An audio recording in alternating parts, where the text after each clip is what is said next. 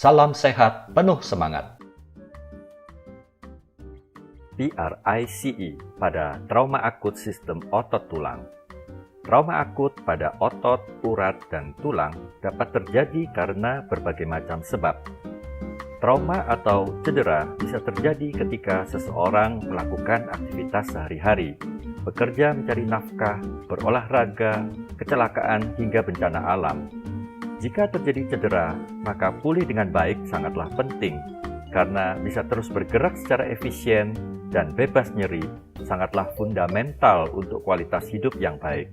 Di sisi lain, semakin tinggi intensitas dan durasi gerakan tubuh, dan semakin rumit gerakan yang dilakukan, maka makin tinggi pula risiko terjadinya cedera. Jika terjadi cedera, apa yang harus dilakukan? Sebelum berupaya melakukan pertolongan, baiknya kita pahami dahulu apa yang terjadi ketika jaringan tubuh mengalami cedera. Pemahaman akan membantu kita memilih solusi yang terbaik. Secara umum, ada 4 event atau kejadian penting ketika dan setelah terjadi cedera jaringan. Yang pertama adalah terjadinya kerusakan jaringan. Sel terdampak langsung akan rusak dan mati. Sel-sel di sekitarnya juga dapat mati manakala pasokan darah terputus. Penanganan yang tidak tepat dapat memperluas kerusakan jaringan, memperpanjang dan memperhebat fase peradangan, meningkatkan parut, dan berakhir dengan menurunnya fungsi jaringan ataupun struktur terdampak. Pada otot dan urat, penyembuhan yang tidak berjalan optimal akan menyebabkan otot dan urat menjadi lemah, dengan kemungkinan peningkatan risiko terjadinya cedera berulang. Fase peradangan. Seketika terjadi cedera jaringan, proses pemulihan segera berlangsung. Diawali dengan aktifnya mekanisme pembekuan darah yang berperan menghentikan perdarahan. Pada fase ini terjadi pelepasan bahan-bahan kimiawi dari sel yang berakibat terjadinya reaksi peradangan dan pembengkakan. Sensasi nyeri terjadi seiring dengan peradangan dan pembengkakan yang umumnya menghebat pada hari kedua dan ketiga, dan lalu berangsur turun setelahnya.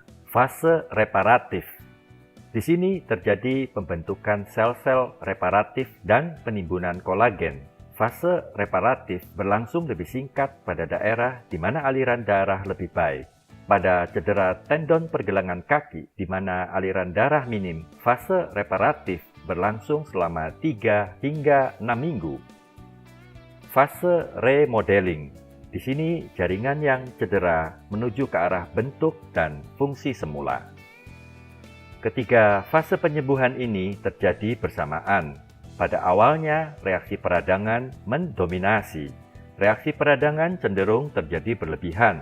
Dengan intervensi yang baik, peradangan dapat dikendalikan dan pemulihan cedera dan fungsi dapat berlangsung dengan lebih baik.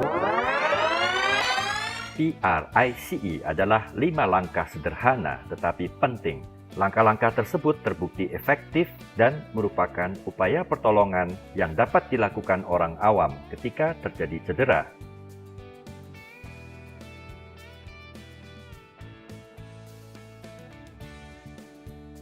Protection adalah langkah pertama. Di sini seseorang atau area tubuh yang cedera perlu segera dilindungi. Langkah yang dilakukan dapat berupa evakuasi ke tempat aman, memasangkan bidai atau penyangga, bebat tekan, dan lain-lain. Rest. Bagian tubuh yang cedera diistirahatkan untuk sementara waktu. Langkah ini dikenal juga dengan istilah immobilisasi. Bagian tubuh yang tidak terdampak tetap boleh bergerak. Di sini penting memahami prinsip bergerak adalah utama.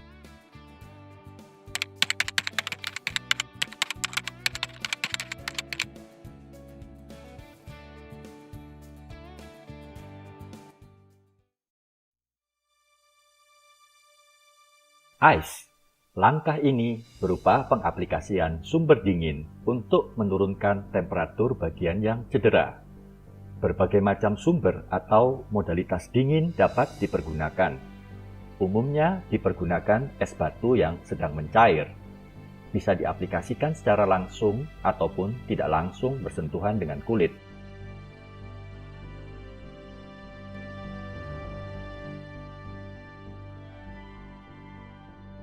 Compression adalah pengaplikasian bebat atau stocking elastis. Compression mengurangi pembengkakan dan membantu menghentikan perdarahan.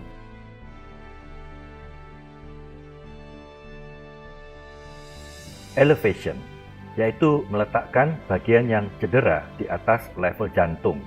Tentu saja tidak pada setiap situasi hal ini dapat dilakukan. Elevation memanfaatkan gravitasi untuk mendorong cairan kembali ke sirkulasi sehingga bengkak dapat berkurang.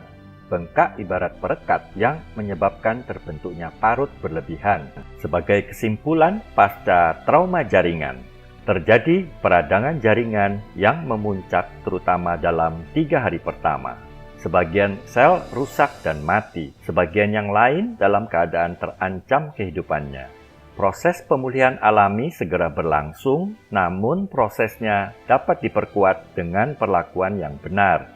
Peradangan dan pembengkakan yang berlebihan dan berlangsung lama sangat merugikan. Pada cedera otot, keadaan peradangan yang tidak optimal dapat menyebabkan melemahnya otot, otot mengecil, dan menjadi tidak tangkas.